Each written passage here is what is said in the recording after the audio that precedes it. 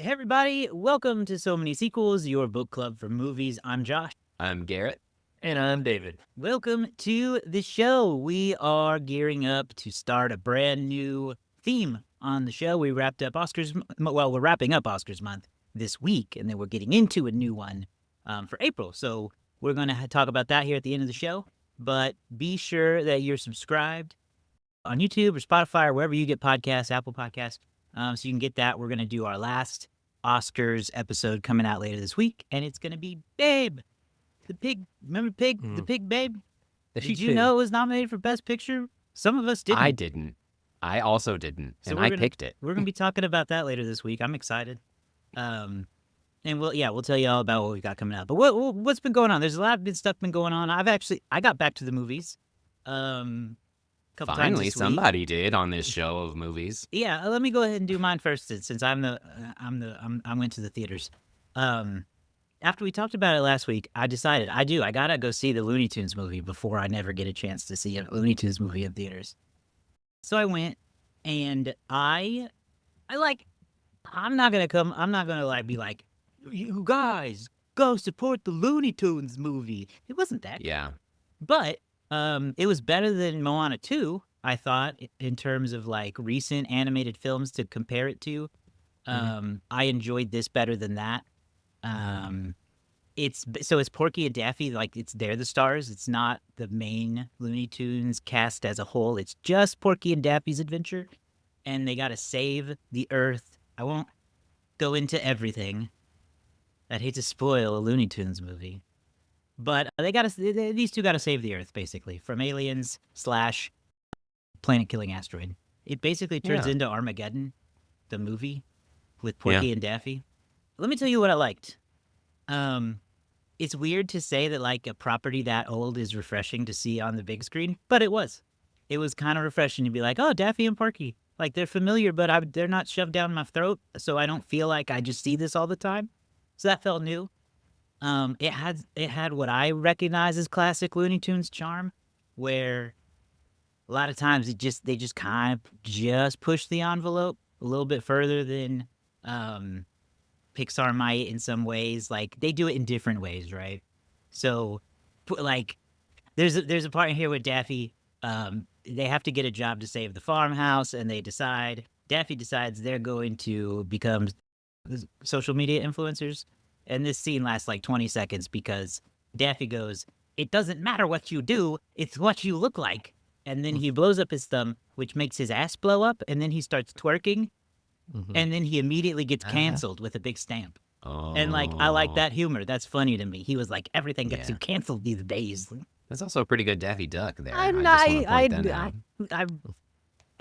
was pretty good. Sometimes the best impressions are when you're not trying. I wasn't really, so I'll take it. It's got some fun stuff like that. Porky is like, so you guys know the familiar thing. Daffy is like, and he screws up everything. They can't do anything right. And Porky's like, we have to be serious, guys. So that's kind of the gist here. Another great, pushing the joke a little further, is there's like a little growing up montage at the beginning where you see like how Daffy and Porky grew up together. Like, they were adopted by Farmer Jim as babies, and they grow up together. And when Porky is learning to read, he's like reading a book, and he's like reading extremely well and eloquently. And then Daffy oohs something on his head, and then he stutters forever. Like, the implication that Daffy hit him on the head and caused his stutter also made me laugh out loud. Love that. So I would say, wherever it ends up streaming, if you like Looney Tunes, you could do worse. Sure. That's what I'd say to that. It definitely seems like one I'd catch on the streaming. Yeah. I would go and support it, but I always wonder. There's always people who are wanting the return of the Looney Tunes, right? And then they come back, and I don't feel like there was a ton of marketing for this. But I also ask, who is the Looney Tune audience?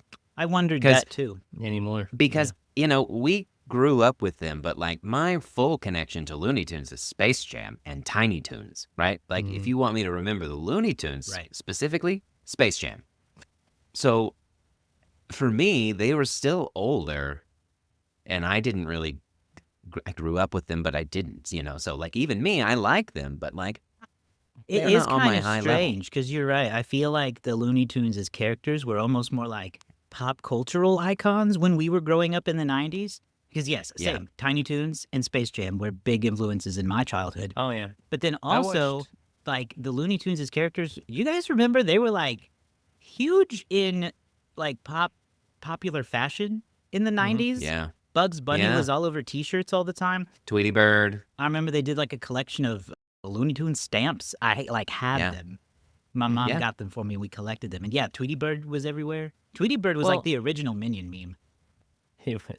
there was a when we were growing up, and you guys may remember this, may not, but the Looney Tunes were still a pretty major part of like Cartoon Network. There was the Acme Hour where they would just play Looney Tune shorts for a full Yeah, hour, you're and then there right. were lots of variations of that same premise. Like you had like the what was it, the Tex Avery Hour where they would show like Droopy Dog cartoons and a lot of Tex Avery cartoons. See, He's a and I legend, was watching and so those and I felt like all my friends were calling me a loser and they were watching Toonami.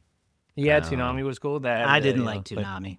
but it was the Bugs and Daffy, the whole Looney gang had a real staying power through most of the 90s. And then, yeah, in the 2000s, I think Cartoon Network and other, they really tried to kind of push past that. I mean, and the same with like the Hanna-Barbera cartoons. Scooby-Doo had a long life way past, their Oh yeah, time Scooby Doo into the was still 90s. big. And then, things started to change and then like the 2000s kind of moved forward with different things. And yeah, I don't know. I don't know who the audience is anymore. And it's really hard to make a property that is 70 years old, 80 years old in some scenarios stay relevant, especially when the main way that the Looney Tunes were popular was in shorts. They used to play before movies. You would get not just a commercial, you'd get a Bugs Bunny short But yeah, or that's why this Porky is Pig short. the very first fully animated movie released to cinemas was this one. So if you're a big fan of that, check it out. The other movie I saw this week was completely ridiculous. It's called Locked. You guys hear about this one? Has it got Sylvester Stallone or something in it? Nope, not even I don't know this remotely one. close. Okay, I saw some kind of trailer the other day, but I didn't stick with it long enough. It stars Bill Skarsgård as a man who I can best describe as just literally Pete Davidson. Like if you watch the trailer or look at it, he looks just like Pete Davidson. Like I don't know what he's going for there, but anyway, Okay. he breaks into a car in a parking lot, and he suddenly finds himself trapped inside the car. One might say locked inside the car. Ooh. One might say.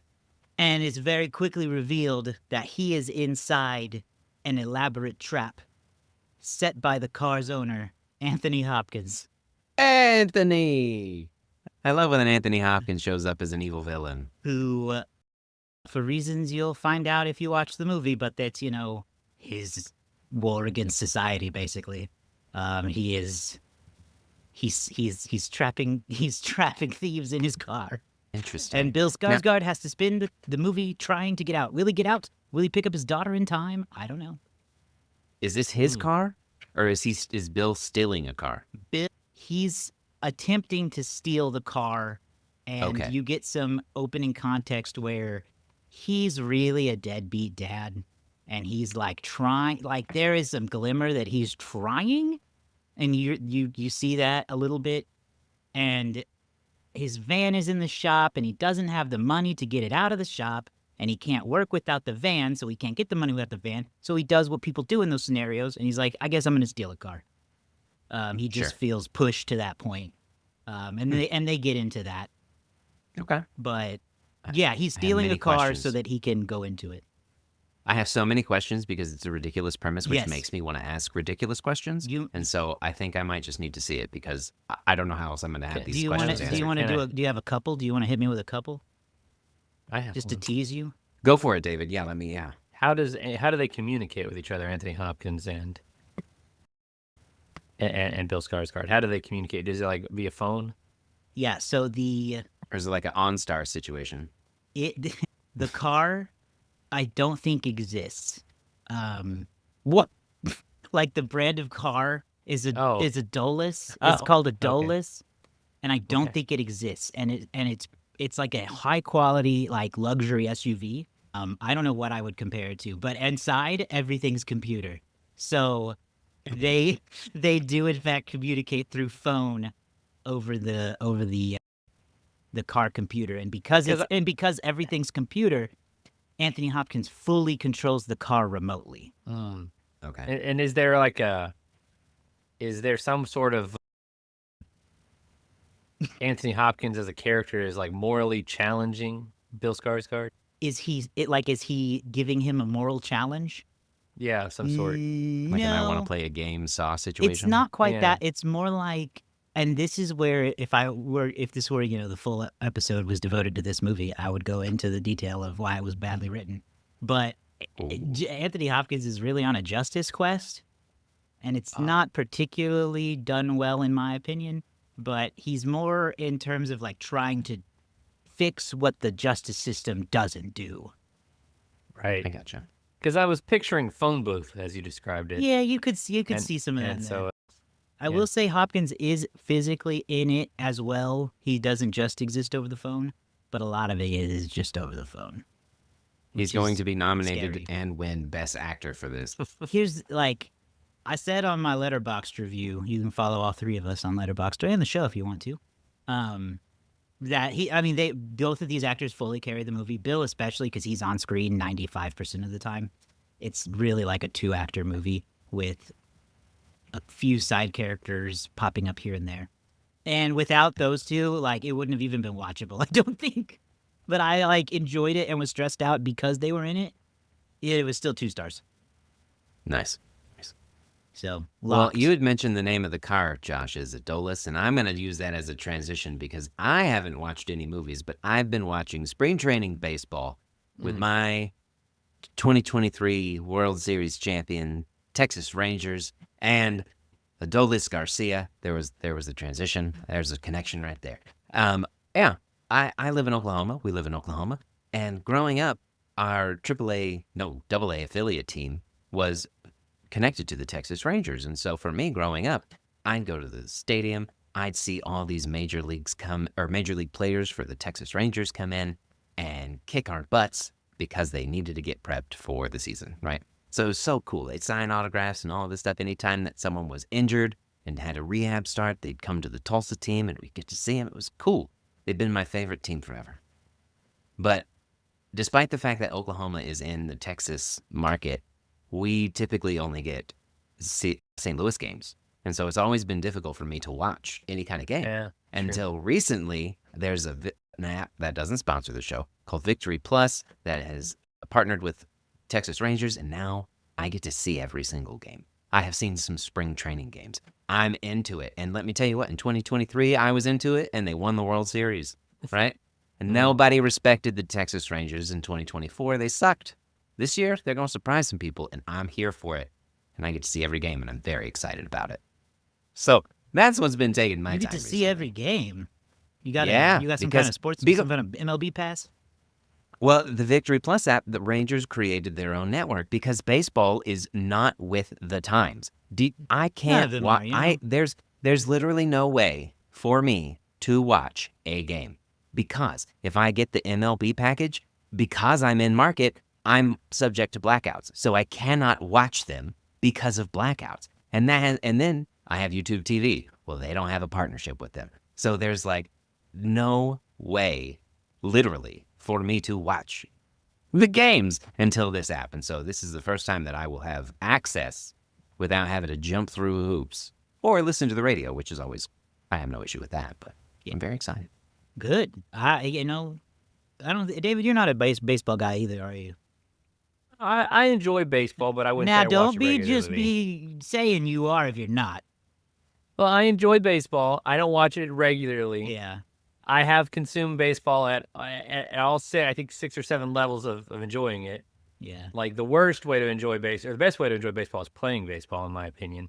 I The agree. Or worst watching way- it live or in the stadium. That's right. The worst. Well, that's close second is being live at a baseball game. The worst way to enjoy baseball is having to run board ops for a radio station. Oh, I believe That is that. Yeah.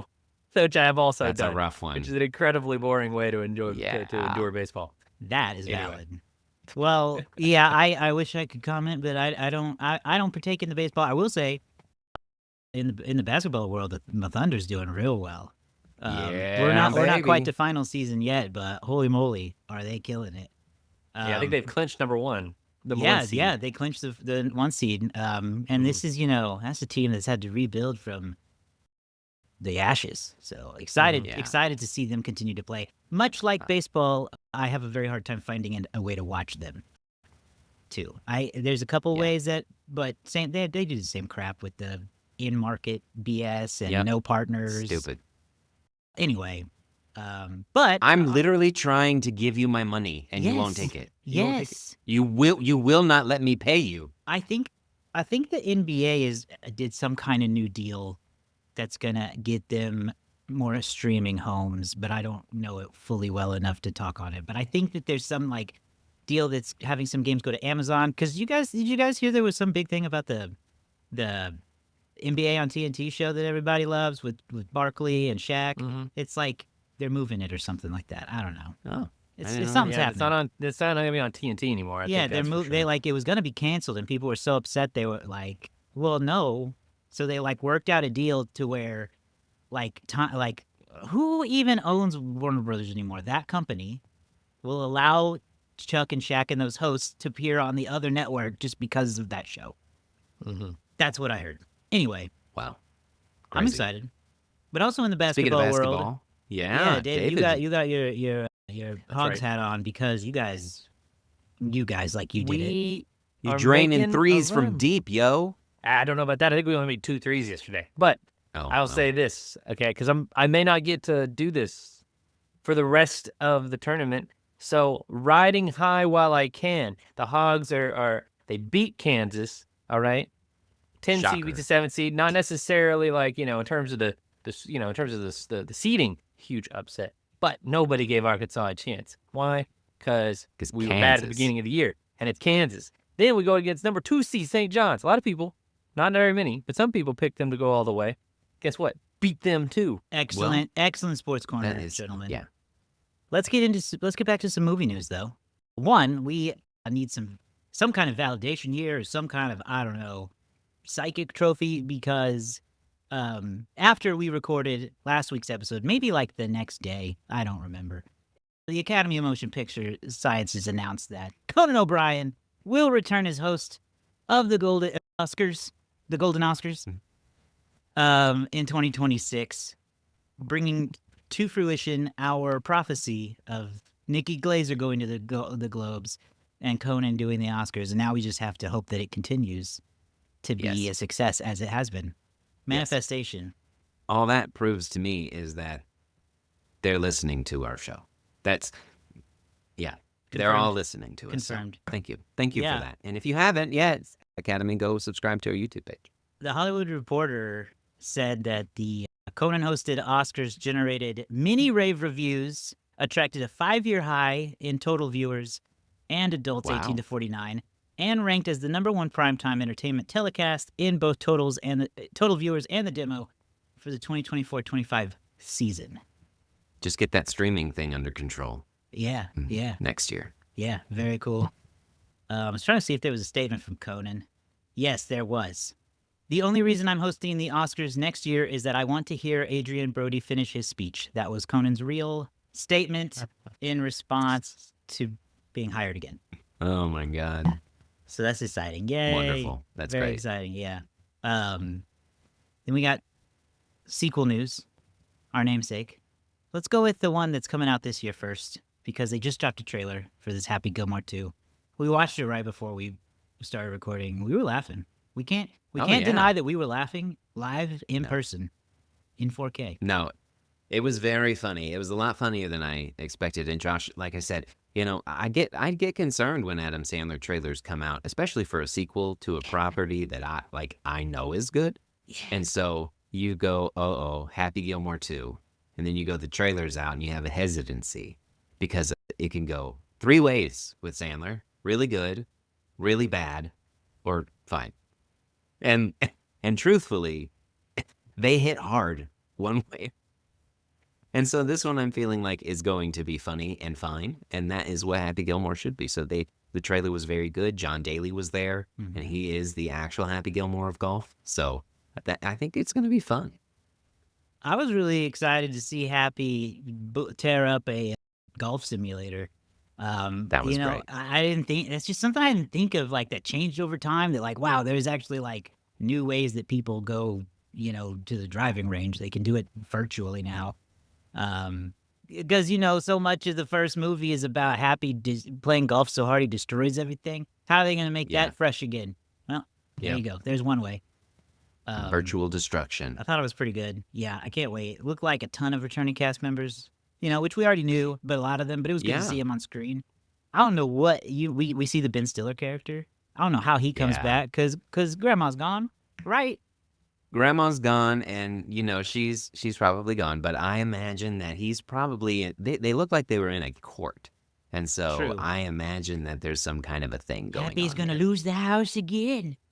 Yeah, it's going to be interesting to see how many people they bring back. The moving company that they had was in the trailer from the first one. Whenever he hits the ball the first time. Yeah. Yeah, and I wonder some of the golfers that are going to show up too, because golf is in this weird. I'm not sure how many people know who golfers are anymore. I saw the trailer, and I used to play golf religiously almost, and I recognized one person. So, and John Daly. But it'll be interesting. Yeah, it's a tough sport I feel like, to have a real, like, household name in. Yeah. It's hard, there's only one Tiger, obviously. No one's ever come to that level, to my knowledge. I don't know any other. Not in the current era. In my eyes, the most famous golfers are Tiger Woods and Happy Gilmore. Like, that's it. That's the most famous ones. Well, I'm excited. That comes out this summer, so I'll be looking forward to that. Maybe we can use it as an excuse to watch Happy Gilmore and talk about it. We watched Happy Gilmore already. Wait, when did we do that for? We did that for Sports September. Oh, yeah. So we can do the sequel for You're right. Then we don't even have to. Yeah. All right, cool. That's the front nine, and the sequel is the back nine. Well, next on our list is they're going to make another Coco movie. I've still not seen the first one. Oh, my. You need to get on that, because it is a genuinely extremely good movie. It's the one that's on my list of, like, the ones that I haven't seen. I haven't seen many Pixar's, but for this one specifically is high on my list of things that I want to see. So I'm intrigued. Maybe it'll motivate me to finally see it. Yeah, you got to go on a Pixar journey someday. I know. You got to just, like... It's not good. Are you looking forward to it, though? Like, what do you... I know there's not a ton of details, but, like, again, here's my stance. Despite I haven't seen it, right? I hear nothing but good things about it. Disney sucks right now. I'm gonna be real. Their credibility and reputation with me is at, like, all-time low. I have little interest in the things that they're putting out. So a sequel, because they can't come up with something new, I lean more towards it's going to ruin the legacy of the first one. Yeah, I absolutely fear that path for this movie. I don't know. Because, I feel the same way. I don't have a lot of faith in the company right now, the studio, even Pixar. Inside Out 2 was incredibly good. Of course, I could see a path for that. I am struggling to see a path for Coco 2 without just killing more of this poor boy's family. I don't want to, why are we sitting in this? We just started talking about Coco 2, David, and... Sorry about that. That's fine. Garrett was asking me what I think about it, because he still hasn't seen the original Coco. Mm-hmm. And I was just telling him I have a lot of skepticism. I'm not like, I'm so thrilled for everything that the company is doing creatively right now. But Inside Out 2 was extremely good. Mm-hmm. So I know that they can do a sequel to a movie that was damn near perfect and it still be good. But I just don't know where they go, because I just I don't see, like, with Inside Out 2, I can see it. Like, okay, kids grow up and more emotions come in and more things take over. Mm-hmm. And I'm like, you're just going to keep killing people in this kid's life? I just, it goes down a dark path for me, but that's where my head goes. Like, this movie is about the afterlife. That's what it's about. Yeah. Well, I'm how do I start? Coco is my favorite Pixar film. In my opinion, it's number one on the list. And it's because of a combination of, one, how good the story is, It's two, so good. how they utilize music in the film, and three, obviously the animation is top notch. So I too am trepidatious about this because it's very easy for this to not go right. I appreciate that the creative team that was involved in the first one is coming back. I appreciate that they have given it a far off release date, meaning that they are not rushing it. If it's going to be 2029 or maybe even 2030 before this thing finally comes out, they're not rushing it into production.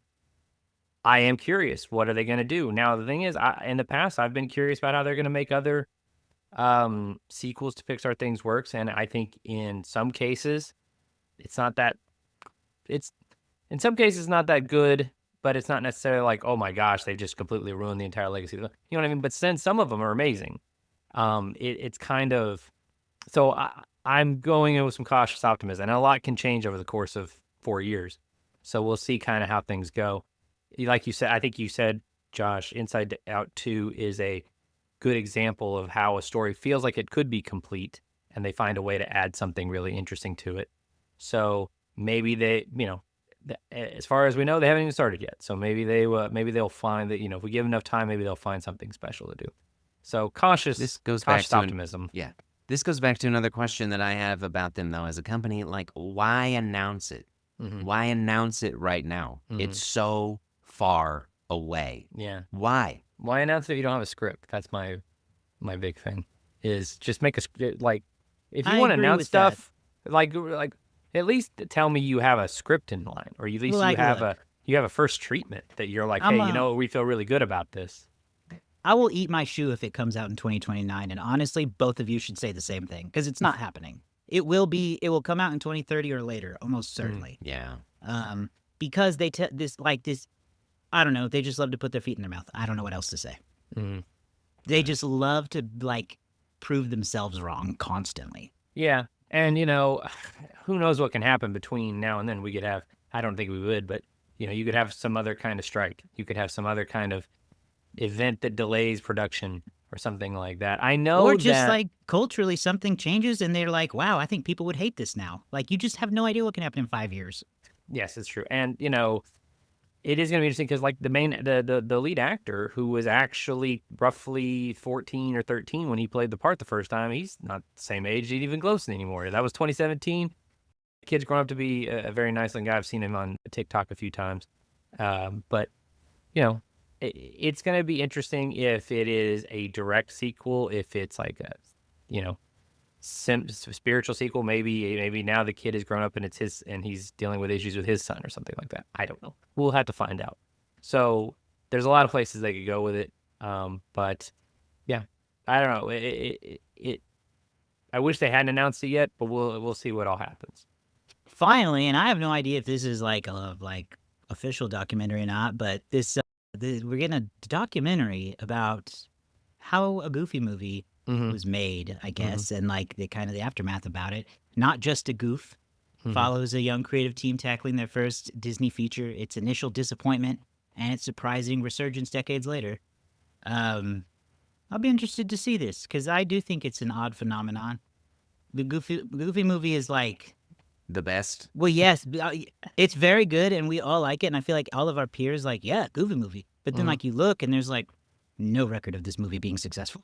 No, it was actually None. super panned at the time. People thought that it was off-putting and weird, and I can't believe. You go back, you look at the reviews for it, and you're like, golly, people really did not like this when it came out. Yeah. Obviously, I think this documentary is getting made partially because of that episode of Atlanta, which did a fake version of a Goofy movie documentary that was they treated it like, if you were watching it, you were like, this is a super serious documentary, a faux documentary. But Kevin Lima, the guy who directed it, he went on to do Tarzan and a few other films with Disney, and he's talked about that. He's talked about it a little bit in the past, how it was kind of a very different project at the time, and it didn't necessarily work when they released it. But kids like us, from 1994, 1995, whatever onward, we developed a cult classic status with us.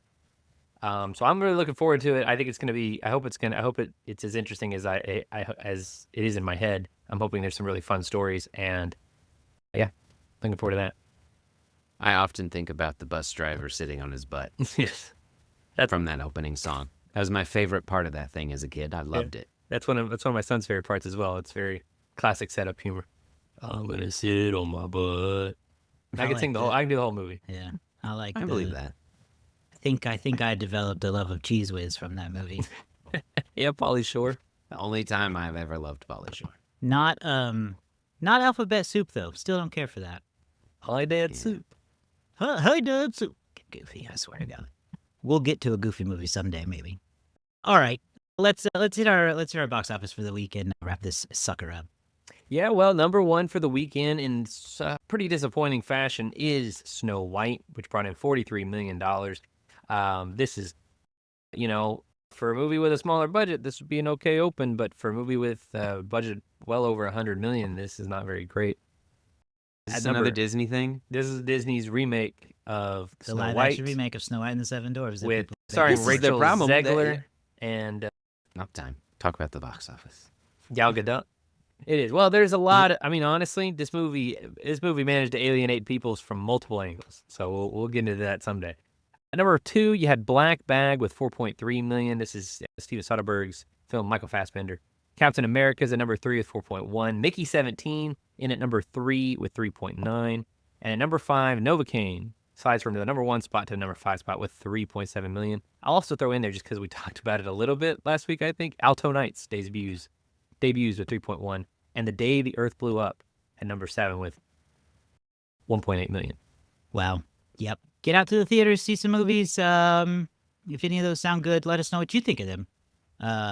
We'll be back later this week with our review of Babe, the finale of our Oscars month. Then we will be going into book club month for April, so stay tuned for that. Subscribe on our YouTube channel. Spotify has the video as well, and you can get the podcast wherever you get podcasts. SoManySequels.com has all that information too, so go check that out. We will see you guys soon.